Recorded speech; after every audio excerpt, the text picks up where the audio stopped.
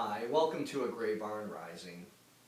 I'm here with Bootsy Beagle, and I'm reading the poems of the Chilean poet Nicanor Parra, who's been called the father of the anti-poem.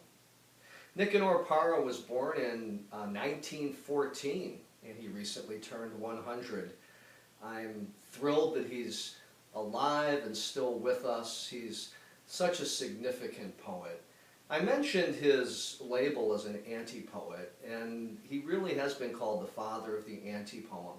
An anti-poem is a really interesting approach to poetry that questions the magical and mystical premises that a lot of people attribute to poetry. It works with a discourse or a language that is often prose-like and that flattens the line and the rhythm of the line out. It focuses on mundane imagery, often urban imagery, the speaker will reflect upon his or her own foibles and human foibles and poke fun at him or herself. And the anti-poem is really a response to poetry, not only the poet's view of the world, but also the poet's view of what poetry is and what it ought to do. I'm going to be reading, there's many Nicanor Parra books, including emergency poems, from which I will not be reading this evening, but I'm going to be reading from his landmark book, Poems and Anti-Poems, which is edited by Miller Williams. Miller Williams also does many of the translations in this book, but he also has other people doing the translations, and I will try to remember who to note the translator for whichever poem I'm reading. I'd like to begin with a poem of Parra's entitled Travel Notes, and this is a W.S. Merwin translation.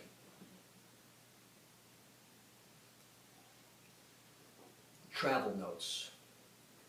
I managed to stay away from my job for years. I devoted myself to traveling, to exchanging impressions with the people I talked to. I devoted myself to sleeping. But the scenes I had lived through at other times kept coming to mind. While I was dancing, I would think of ridiculous things. I would think of lettuces I had noticed the day before as I was passing the kitchen. I would think of innumerable fantastic things to do with my family. Meanwhile, the boat had entered the river. It was forcing its way through a shoal of jellyfish. These photographic scenes affected my reason. They obliged me to shut myself in my cabin. I had to force myself to eat. I rebelled against myself. I was a permanent menace on board, since at any moment I might come out with some nonsense. I wanted to begin with that poem because of the way it closes on the word nonsense. And the anti-poet's elevation, so to speak, of nonsense, bringing nonsense to the forefront of what a poem can and cannot do. This is a Fernando Alegria poem, a Fernando Alegria translation of a Nicanor Parra poem entitled Ode to Some Doves. How funny these doves who joke about everything, with their little colored feathers and their enormous round bellies. They move from the dining room to the kitchen like leaves scattered by autumn. They settle in the garden to eat flies, bits of everything. They peck at the yellow gravel or stand on a bull's back. They are more ridiculous than a shotgun, than a rose full of lice. Their well-studied flights still hypnotize the one-armed and the lame, who seem to see in them the explanation for this and the other world.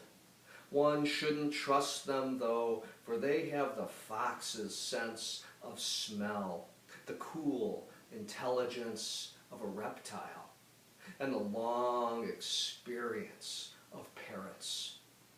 They are more hypocritical than a professor or an abbot, so fat he falls down. But at the least opportunity, They leap like crazy firemen through the window into the building and take possession of the cash box.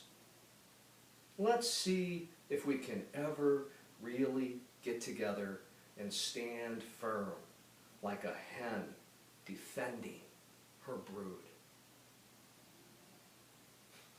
I love the wild trips and associative leaps in that poem. This is the W.S. Merwin translation, and this poem is entitled Puzzle. I give no one the right. I worship a piece of rag. I shift tombs back and forth. I shift tombs back and forth. I give no one the right. I'm a ridiculous sort. In the light of the sun, the plague of soda fountains, dying of rage. I am a hopeless case. My own hairs accuse me. On the bargain altar, the machines give no pardons. I laugh from behind a chair. My face fills with flies. I'm the one who can't say what he means, talking in long rows of what? I stutter. My foot touches a sort of fetus. What are these stomachs for? Who made up this mess? The best thing is not to let on. Thinking one thing, I say something else. I think you can see that a lot of these poems in often subtle ways are about the act of writing or the movement of language itself, how language accretes and how language moves. This is a William Carlos Williams translation. This poem is entitled Piano Solo. Since man's life is nothing but a bit of action at a distance, a bit of foam shining inside a glass, since trees are nothing but moving trees, nothing but chairs and tables in perpetual motion, since we ourselves are nothing but beings, and the Godhead itself is nothing but God, now that we do not speak solely to be heard, but so that others may speak, and the echo precede the voice that produces it, since we do not even have the consolation of a chaos in the garden that yawns and fills with air, a puzzle that we must solve before our death, so that we may nonchalantly resuscitate later on, when we have led woman to excess. Since there is also a heaven in hell, permit me to propose a few things. I wish to make a noise with my feet. I want my soul to find its proper body.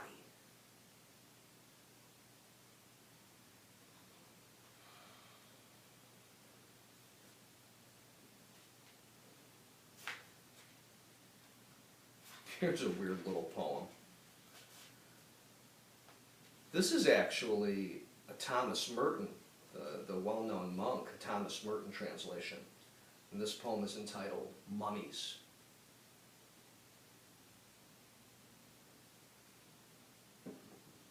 One mummy walks on snow, another mummy walks on ice, another mummy walks on sand. A mummy walks through the meadow, a second mummy goes with her. One mummy talks on the phone, another mummy views herself in the mirror. One mummy fires her revolver. All the mummies change places. Almost all the mummies withdraw. A few mummies sit down at the table. Some mummies offer cigarettes. One mummy seems to be dancing. One mummy, older than the others, puts her baby to her breast.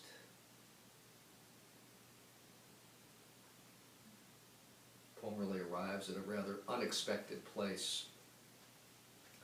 Speaking of writing, This poem is entitled Young Poets, and this is a Miller Williams translation. Young Poets. Write as you will in whatever, excuse me, let me start again. Write as you will in whatever style you like. Too much blood has run under the bridge to go on believing that only one road is right. In poetry, everything is permitted, with only this condition, of course. You have to improve on the blank page. I think that poem in many ways functions almost as a kind of manifesto for Nicanor Parra, especially that line, in poetry, everything is permitted. And speaking of writing, this is another Miller Williams translation, and I'd like to close with this evening, and this is a poem entitled, I Take Back Everything I've Said. Before I go, I'm supposed to get a last wish. Generous reader, burn this book. It's not at all what I wanted to say, in spite of the fact that it was written with blood. It's not what I wanted to say. No lot could be sadder than mine. I was defeated by my own shadow.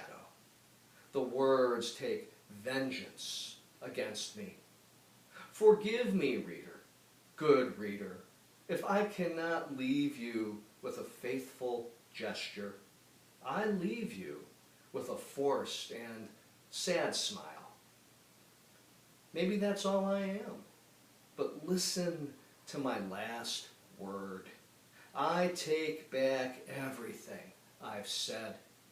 With the greatest bitterness in the world, I take back everything I've said.